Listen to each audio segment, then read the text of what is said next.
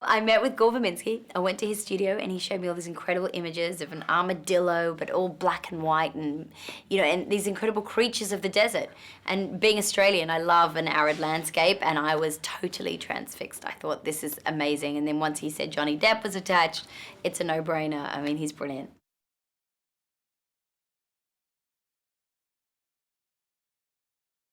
I didn't know much about the genre, the Western films, and I hadn't seen any of them, and I had to sit down and totally educate myself before I did the movie.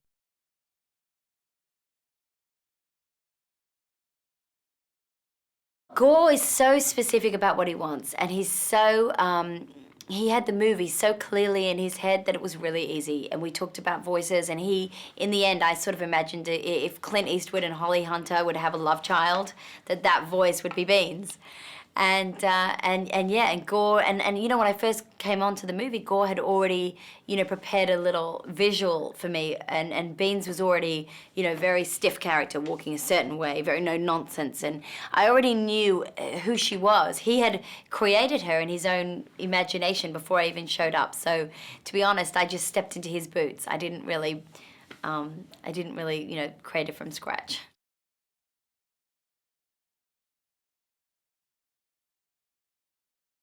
It was just the greatest. You got up in the morning and you went to work, and then you shot a movie slash play on a soundstage with cameras and with the other actors. So there's a humanity to the voices, and there's a complicity and a chemistry between us all, because we were interacting for once. It's so much more rewarding, obviously, than being in a sound booth in a traditional animated movie and feeling. You get so frustrated too, because the director doesn't often even want to give you the line before your line. So you're just imagining somebody saying something, and they don't want to tell you the plot because it's going to change, and they haven't decided on who your character is. And so you chip away at this kind of block in a regular animated movie, and then you come at the end, you sort of go to the premiere and you're like, oh, I had no idea what was happening. It was like being in a glass bubble. But this was so much more hands-on and messy and fun.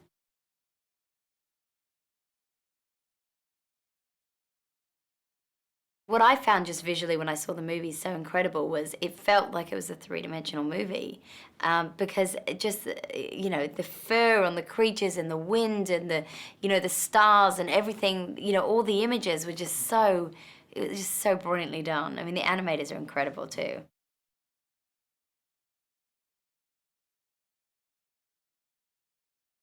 Johnny is just a total gentleman. He's brilliant, and I've always been attracted to his movies and gone to see them and been a fan, and since 21 Jump Street, when I had his little poster on my wall.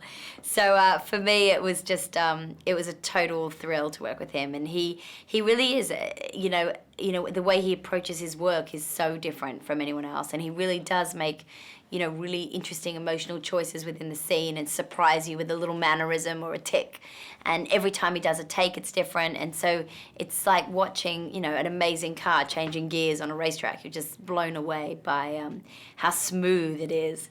And then just personally, he's so funny and so nice, and he knows all the crew's name, and there was a kissing scene in the movie, which I was very excited about. And then on the day when we were supposed to shoot it, I had a really sore throat, and I thought, oh no, I've got a cold. I don't want to give a cold to Johnny Depp. So I was deciding, should I confess? And then I won't get to smooch, and then I told him, and so I didn't get to do the kiss.